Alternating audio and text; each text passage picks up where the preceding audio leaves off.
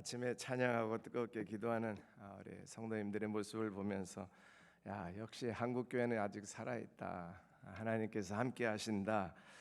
전염병도 사단의 영적인 공격도 다 물러갈 줄로 믿습니다. 새벽을 깨우는 한국교회의 특징이 한국교회 하나님의 은혜가 계속될 줄로 믿습니다. 또 새벽에 함께 말씀으로 잠시 나눌 수 있게 돼서 너무 감사하고요. 옆에 분들 보시면 조금 어색할 테니까 그냥 우리 행복합니까? 행복합니다. 한번 서로 인사 나누실래요? 행복합니다. 행복합니다. 새벽에 나와서 함께 찬송하고 기도하고 말씀 듣는 것이 인생의 가장 큰 행복이 될 줄로 믿습니다. 한동안 행복이라는 단어가 참 유행을 많이 했죠. 근데 요즘에는 행복이라는 단어 별로 안 씁니다. 참 시대에 따라 용어들도 많이 사용이 달라지는데 요즘엔 뭐겠어요? 건강밖에 없는데 사실 힘드시지요. 하나 건강이 이슈이긴 해도 그리스도인에게 세상 사람이 쓰는 행복이 아니라 하나님이 주시는 진정한 행복한 삶이 가장 의미가 있고, 코로나 시대든 어떤 시대로 변화가 가든 상관없이 예수 안에서 행복한 우리 모두가 되기를 소망합니다.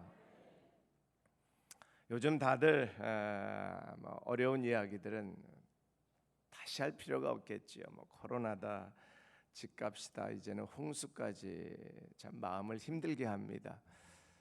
어떤 때는 뉴스를 보고 싶지 않을 만큼 어려운 상황들 다 하는데 보셨죠? 어제 뉴스에 지붕에 올라가 있는 소들,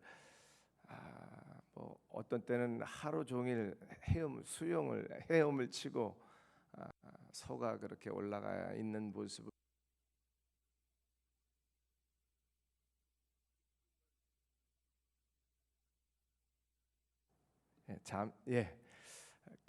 농부의 마음이 어떨까를 생각해 보았습니다.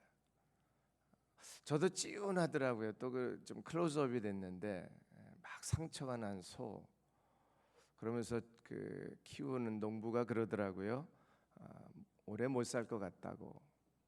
하루 종일 물속에서 헤엄치느라고 기관지 상하고 상처 나서 병균 들어가고 오래 살지 못할, 다 죽을 것 같다는 그런 비통한 말을 하는데, 그 농부의 마음이 어떨까? 또 가축이지만 그냥 제3자 입장에서 볼 때 얼마나 힘들까? 근데 우리가 그런 짐승도 가축을 보아도 이렇게 어려운 마음이 있는데, 인간이 고통을 당하고 인간이 힘들어하는 모습을 볼 때 우리가 그런 마음이 있는가? 특별한 어떤 재난 때문에 오는 어려움도 있지만 신음하고 고통하는 사람을 보면서 마음이 아파하나, 그런 자책아닌 자책도 해야 되고, 또 우리 스스로가 그런 어려움 속에 있는 소처럼, 가축처럼 그렇게 인생을 살면서 지치고 힘들 때 누가 위로를 해줄까? 누가 이걸 알아줄까?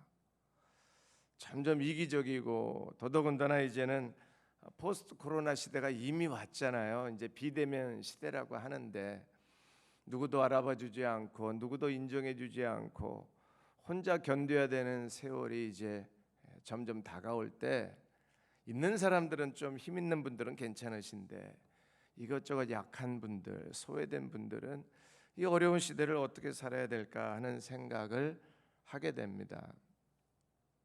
영적 침체라는 단어가 새로운 거 아니잖아요. 마음이 행복하지 않으면 영적 침체고요. 뭔가 뜨거운 열정으로 주님 사랑하고 싶은데 마음대로 안 되는 것이 영적인 침체고요. 뭔가 움직여 보려고 하는데, 뭔가 도전을 하고 앞으로 나아가 보려고 하는데 움직일 수 없을 때, 육체적인 것뿐만 아니라 영적으로도 답답하고 힘들고 미래에 소망이 없어 보이잖아요. 오늘 시대가 그렇지 않을까? 이런 때에도 우리 성도들 가운데서도 오히려 매출이 올라가는 특정 직업도 있더라고요. 직종도. 또 어떤 직장은 오히려 재택근무라든지 여러 가지 좋은 상황 속에서 괜찮은 성도 삶도 있지만, 많은 분들이, 특별히 어려운 분들이 더 지치고 힘들고 낙심되고 미래에 대한 소망이 없을 때, 오늘 우리에게 힘을 주시는 분은 누구일까? 오늘 우리에게 새로운 소망을 주시고 야 너는 그래도 행복할 수 있다고 약속하시는 분이 누구이실까? 세상 나를 사랑하는 분들도 있겠지만 우리 구원자 되시고 예수 그리스도 그분께서 우리를 위로하시고 우리에게 소망을 주시는 나의 구주 나의 하나님인 것을 믿습니다. 그렇기 때문에 이 새벽에 찬양이 있고 기도가 있고 하나님의 말씀의 능력의 역사가 있는 줄로 저는 확신합니다. 어린 시절 잠시 생각해 보았습니다. 저는 뭐 좀 여러 형제 중에 막내라서 사랑을 좀 많이 받은 편이긴 합니다. 또 부모님이 사랑으로 돌봐주신 정상적인 가정이라 저는 어린 시절에 우리 아버지가 최고신 줄 알았어요. 힘도 세고 돈도 많고 그냥 우리 엄마 아버지면 모든 거 다 해주시는 줄 알았는데 그 꿈은 바로 깨졌습니다만 저는 그때를 지금도 기억해요. 고향에 가기 위해서 시외버스를 탔는데 아버님이 지금 생각하니까 간식을 사러 내려가신 것 같아요. 잠깐 내려가셨는데 시동 운전사는 올라와서 시동을 거는데 아버님은 아직 안 오시는 거예요. 난 죽는 줄 알았어 그때. 야 어떡하나 우리 아버지 안 왔는데 우리 아빠 안 왔는데 차는 붕붕하고 있고요. 사실 다 알잖아요. 출발 시간 뭐 몇 분 남았으니까 그 안에 오시면 여유 있게 오실 아버님이셨는데 지금도 그 기억이 생생합니다. 나 혼자 버려진 것 같아. 우리 어려운 시절에 이 시절에 마치 운전기사는 부릉부릉 시동을 거는데 내 옆자리에 계셔야 될 아버지가 없는 것 같은 그런 위기감과 절망감과 두려움에 사로잡혀 있는 그리스도인들이라면 다시 어린아이로 돌아가서 그 아버지가 내 곁에 계시고 함께 계시고 결코 나를 떠나지 아니하신다는 확신 속에서 주님만 의지하는 신앙으로 돌아가기를 축원합니다. 이 새벽에 오신 분 중에서 예수 모르는 분 안 계시죠? 여기서 지금 복음 전할 필요 없지요. 누구든지 예수 그리스도 그분을 나의 구주로 고백하고 하나님의 자녀가 되고 하나님의 백성이 되어서 하나님이 나를 돌보고 계신다는 것 의심하거나 알지 못하고 무지한 인생으로 사는 분 여기 중에는 한 분도 안 계신 것을 저는 확신합니다. 그렇다면 우리 어린아이처럼 나를 책임지시는 하나님, 나를 구원하신 하나님, 여전히 나를 떠나지 아니하시고 동행하시고 함께 하시는 그 하나님만 의지하고 이 세상의 어려운 상황들을 극복하고 이겨내 나아가는 어린아이 같은 신앙 가질 수 있기를 바랍니다.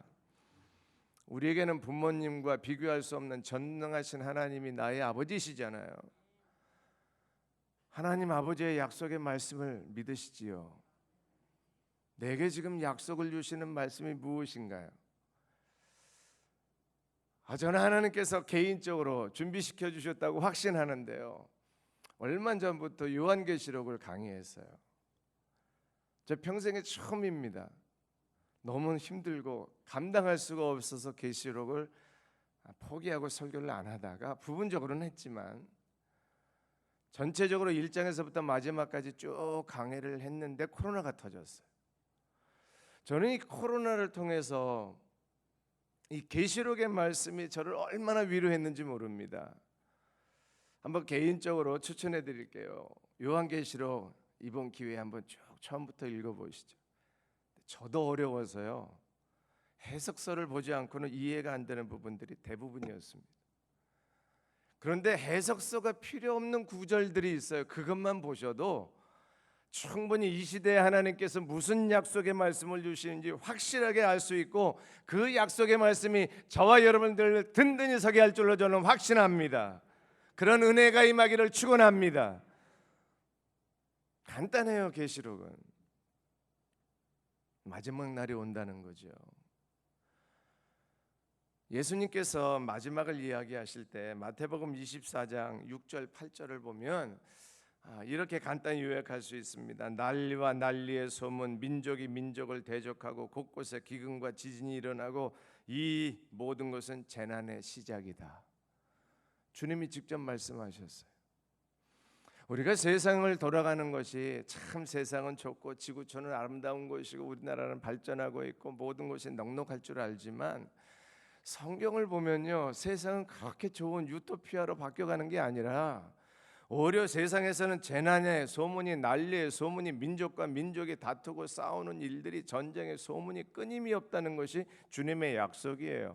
주님의 말씀을 우리가 아멘으로 믿고 하나님의 말씀으로 믿는다면 이 세상을 보는 관점이, 시대를 보는 관점이, 우리의 행복의 조건이 세상의 상황이 아니라 하나님의 말씀으로부터 오는 것을 믿음으로 고백하는 우리 모두가 되어야 합니다.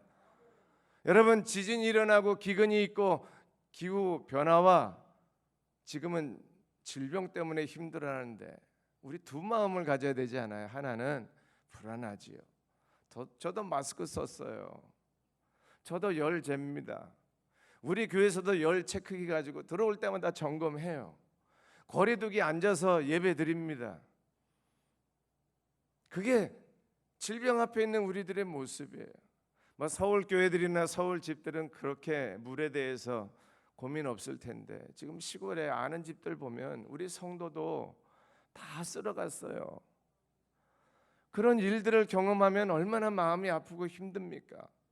불안하잖아요. 이런 일이 없기를 바라지만 또 다른 측면에서 뭐가 있는지 아세요? 주님 오실 날 가까웠구나. 저는 기후변화가 안 좋다는 뉴스를 들으면 정말 두 마음이에요.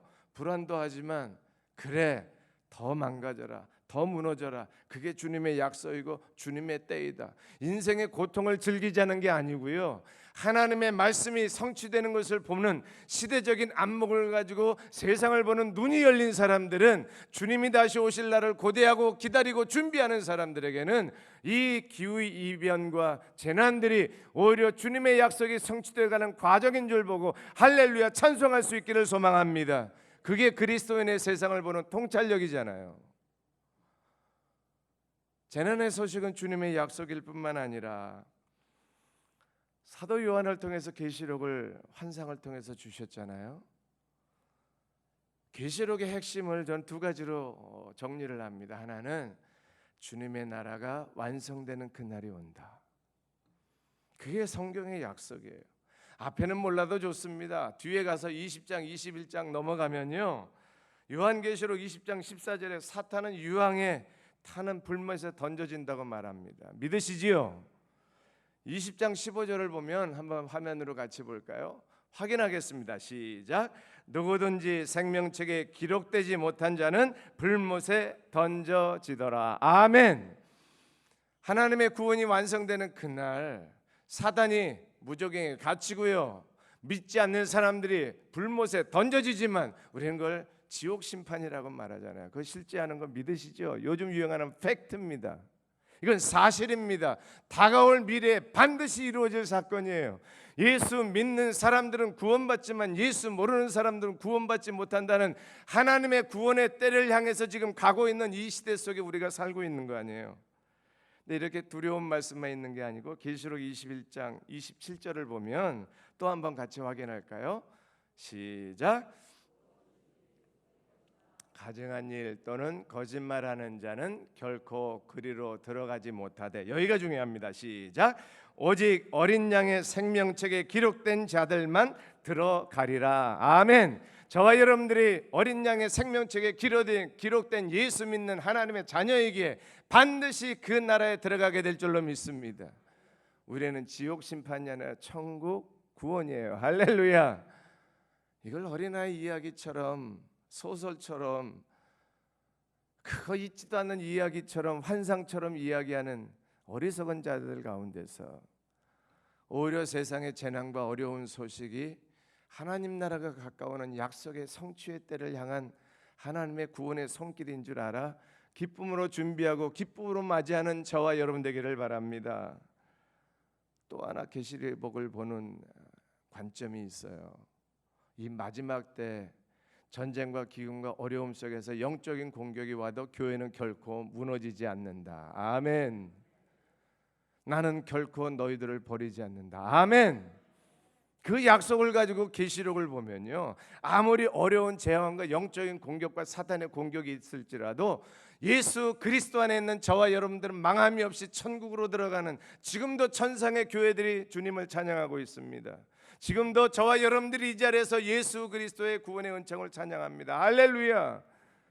이 약속의 말씀이 계시록을 통해서 사도 요한을 통해서 우리 주님이 주신, 우리에게 주신 약속의 말씀이라면 이 땅의 삶이 마감할 때 예수 그리스도의 구원의 완성, 장차 오실 만왕의 왕이 오실 그날을 준비하면서 우리의 믿음이 흔들리지 아니하고 오히려 예수 안에서 행복을 찾는 은혜가 있기를 바랍니다.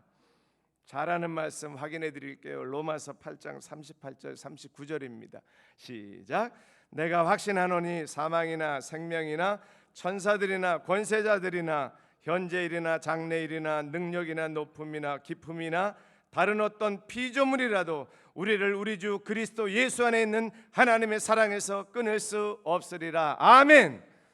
이 고백이 우리 모두의 고백입니다. 할렐루야. 그러면 세상이 어떻게 되든지 하나님이 나를 붙잡고 계시고 결코 하나님의 사랑에서 그 세상의 어떤 전염병도, 어떤 질병도, 어떤 재난도, 어떤 기근도 우리를 끊어내지 못한다는 확신 속에서 담대하게 나아가는, 특별히 소외되고 특별히 가난하고 특별히 힘없는 그리스도인들이여 다시 새 힘을 얻는 은혜가 있기를 바랍니다. 주님의 약속은 변함이 없습니다. 힘 있는 분들 계십니까? 그 힘을 세상을 위해서 쓰지 아니하고 약한 자들과 힘없는 자들과 하나님 나라를 건설해가는 주의 몸된 교회를 위해서 마음껏 청지기적으로 쓰임 받으시고 하나님 앞에 두려움이 아니라 베푼 그 은혜를 나누고 흘려보내는 은혜로운 삶이 되기를 부탁을 드립니다. 그래서 공동체는 같이 가는 거잖아요. 함께 울고 함께 웃는 공동체는 가진 자와 가진 것이 없는 자가 함께 예수 그리스도 안에서 그날을 소망하면서 달려가는 인생입니다. 그런 공동체, 그런 회복의 은혜가 임하기를 소망합니다. 하나님은 반드시 주실 것입니다. 행복한 삶의 비밀을 예수 안에서 하나님의 주권을 인정하는 어린아이 같은 신앙에서 짧게 주제만 3가지 드릴게요. 자족의 비밀 아시지요? 그냥 말씀 속에서 찾겠습니다. 빌립보서 4장 11절인데 잘하는 말씀 시작. 내가 궁핍함으로 말하는 것이 아니니라 어떠한 형편이든지 나는 자족하기를 배웠노니. 아멘. 자족의 은혜를 배우시고 바울처럼 어려움 속에서도 주님 때문에 행복하고 주님 때문에 만족하고 주님 때문에 세상 부러워하지 않는 은혜로운 삶이 되기를 바랍니다. 성령 충만한 사람은요, 원하는 거하고 좋아하는 게 일치됩니다. 근데 세상 사람들은 원하는 거하고 좋아하는 걸 구별을 잘 못해요. 원하는 거는 쉽게 말하면 다른 사람들이 가지고 있는 거예요. 그래서 나도 좀 갖고 싶은 거. 다른 사람이 돈이 많으니까 막 나도 돈이 좀 필요하고, 다른 사람이 건강하게 막 걸어다니고 뛰어다니니까 나도 좀 건강하게 걷고 뛰고 싶어요. 그래서 그 사람이 갖지 못한 건 내가 없는 것 때문에 너무 힘들고 지체하고 행복을 잃어버립니다. 상대적인 만족이죠.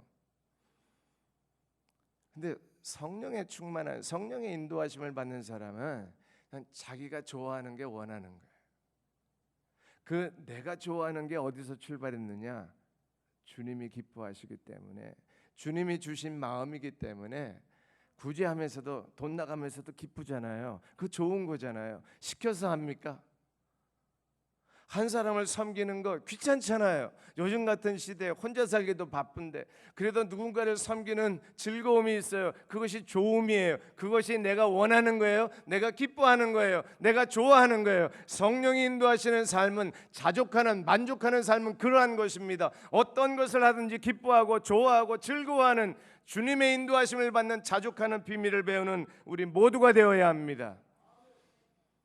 이제는 가진 것 가지고 사는 인생이 아니에요. 즐기면서 사는 인생, 주 안에서. 경험했잖아요. 한동안은 얼마나 여행이 유행이었습니까? 여행의 격에 따라서 그 사람의 성공의 척도가 되기도 했어요. 이제는 웬만한 곳 다 가봤으니까 새로운 것을 계속 개발하잖아요. 유럽 여행의 새로운 패키지 계속 나오는 거 보셨죠? 처음엔 서유럽 6개국만 가면 대단한 나라인 줄 알았어요. 대단한 여행이었어요. 이제는 그게 모자라가지고 결국 크루즈까지 갔잖아요. 그래서 크루즈 못 가는 사람들은, 유럽 여행 못 가는 사람들은, 저 아프리카 오지 여행 못 가는 사람들은 참 내가 뭐냐 이런 자괴감에 들 때도 있는데, 이제는요 돈 있어도 못 가. 할렐루야. 이런 시대에 정말 여행이 우리에게 즐거움을 주고 행복을 주겠습니까? 집콕, 방콕 이런 유행어들이요. 진정으로 예수 안에서 자족하는 사람들 이제는 다 해외 못 나가. 어떤 초등학교 가면 여름방학 지나고 나면 어디 갔다 왔느냐, 어느 나라 갔다 왔느냐가 아이들의 일상의 대화였잖아요. 이젠 그런 거 없어요. 잘 가야 제주도 갔다 온 거야. 여러분, 이런 시대가요, 포스트 코로나가 비대면 시대가 오히려 우리에게 예수 안에서 자족의 비밀을, 내가 좋아하는 거 하면서 사는 인생에 행복을 갖다 주는 하나님의 은혜로 바꿔지면 우리에게는 기회가 될 줄로 믿습니다.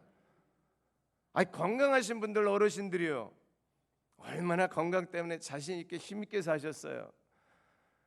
휠체어 타고 오시는 어르신들 계시잖아요. 관절 수술 때문에 쩔뚝 교회 겨우 예배당에 나와서 예배드리는 어르신들 많으셨잖아요. 이제는요, 다 똑같이 집에서도 예배드렸어야 돼요. 지금은 좀 바뀌었지만 가을에 만약 더 심한 코로나가 온다 그러면 이제 어르신들은 나오시면 안 되잖아요. 똑같아졌어요. 건강하나 건강하지 못하나. 중요한 것은 휠체어를 타든 의자에 앉아서 예배를 드리든 걸어다니면서 뛰면서 예배를 드리든 상관없이 예수 그리스도 안에서 만족하고 자족하고 좋아하는 삶이, 예수 만나는 삶이 가장 행복하고 가장 의미 있고 영적으로 회복된 삶인 것을 저는 확신합니다. 그런 은혜가 임하기를 축원합니다. 있는 상황에서 만족하시고 예수 때문에 모든 것이 좋아지는 삶이 되기를 바랍니다.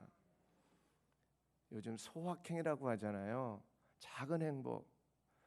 저는 이건 멋진 단어라고 생각합니다. 예수 믿는 사람처럼 이 소확행을 확실하게 아는 사람들이 없잖아요. 우리는 가진 것 가지고 행복하지 않아요. 예수 그리스도께서 주신 그 작은 행복 하나 때문에 우리는 천국을 소망하며 사는 하나님의 자녀들인 것입니다. 그 은혜가 우리에게 있어요.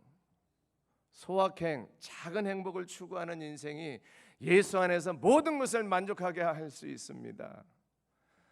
두 번째 대지는요, 내 은혜가 내게 족한 줄 알아라. 아시죠? 바울이 병에 걸렸잖아요. 3번씩이나 간구했잖아요. 그때 하나님이 하신 응답이 이거예요. 내 은혜가 내게 좋게 그대로 살아. 이 어려운 시절에 바울에게 주셨던 응답이 우리에게 주신 하나님의 응답이 되기를 기대합니다. 저는 확신합니다. 실패했을 때 어떻게 하나님과 만나셨습니까? 혹시 사업이 부도났을 때 하나님 만나보신 분 계세요? 직장에서 실직했을 때 하나님 만나보신 분 계십니까? 그때 하나님 뭐라고 말씀하셨죠? 사도 바울이 믿음이 없어서 기도가 약해서 응답을 못 받았습니까? 바울은 받은 것이 너무나 커서 야, 너의 인생 속에 그 정도 십자가 하나는 있어야 돼. 너 질병 가지고 겸손해지고 질병 가지고 나 의지하고 오히려 네가 약할 때 내가 강한 것 간증하면서 살아라. 그래서 내가 너에게 질병을 준 것이야. 그런 응답을 받은 바울이 말씀을 통해서 우리에게 약속하신 것처럼 내가 약할 때, 내가 시험 들었을 때, 내가 실패했을 때, 내 원하는 대로 되지 아니하였을 때 오히려 내 은혜가 내게 족하다고 말씀하시는 하나님의 은혜의 음성 듣기를 축원합니다. 저는 아주 작은 돈을 잃어본 적이 있어요. 처음엔 너무 힘들고 이거 어떻게 하면 좋습니까? 바로 기도하는데 하나님이 깨달음을 주셨어요. 너는 돈 가지고 사는 게 아니야. 내 은혜로 사는 거야. 내 은혜가 내게 좋게. 그래서 조금 물질로부터 자유해진 적이 있어요. 실패를 경험하시는 분들, 지금 어려움 속에서 불안하신 분들, 노후 대책이 무너지신 분들, 야, 넉넉한 노후 대책 가지고 편안하게 생각하지 말고 그런 거 없어져도 내가 너의 노후 대책이다. 내가 약할 때, 내가 포기할 때, 내가 무너질 때, 내가 쓰러질 때, 내가 넘어질 때 내가 너에게 가장 강하다고 말씀하시는 주님의 은혜가 임하기를 축원합니다. 세 번째 대지는요, 좀 그리스도인의 자존감으로 사는 거예요. 내가 예수 믿는 사람인데. 다니엘 이야기하고 마칠게요. 이건 그냥 다니엘만 생각하십시오. 다니엘이 사자굴에 들어갈 때 몇 살인지 아십니까? 대답은 안 하셔도 돼요. 성경 실력 들통나니까. 주일학교 아이들에게 이게 사자굴에 들어가는 다니엘을 설명할 때 항상 그림에 보면 청년 다니엘로 나와요. 잘못된 거예요. 다니엘이 그때 80세입니다. 대략. 사자굴에 던져질 때가 80세고요. 사자굴에 들어갈 때 다니엘이 포로라는 거 아시죠? 바벨론 포로 생활을 하면서 높은 관직에 뭐 요즘식으로 표현해서 그냥 총리에 올라갔잖아요. 그때가 바벨론 제국하에 포로, 망한 나라 이스라엘 백성인데 포로임에도 불구하고 총리에 올라갔어요. 그래서 계속 총리하면 좋겠는데 80세가 됐는데요. 나라가 멸망당해요. 바벨론이 바사 나라에. 그리고 바사 나라가 이 바벨론을 점령하고 그 도시를 지배하는데 총리를 누구를 세웠냐면 다니엘을 세웠어요. 정적입니다. 원수 나라 고위관직이에요.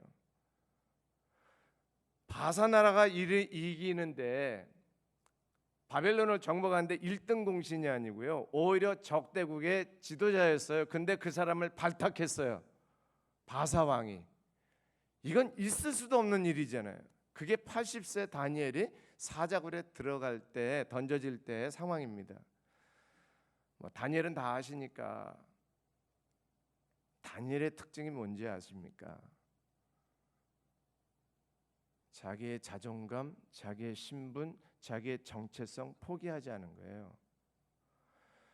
바벨론 포로로 끌려온 유대인이잖아요. 포로예요. 그럼에도 불구하고 그 높은 총리에 올라갔을 때 나는 포로 출신입니다. 나는 당신들이 섬기는 우상을 섬기는 그런 사람이 아니라 나는 내가 믿는 유일하신 하나님을 믿는 그리스도인입니다. 우리식으로 표현하면요.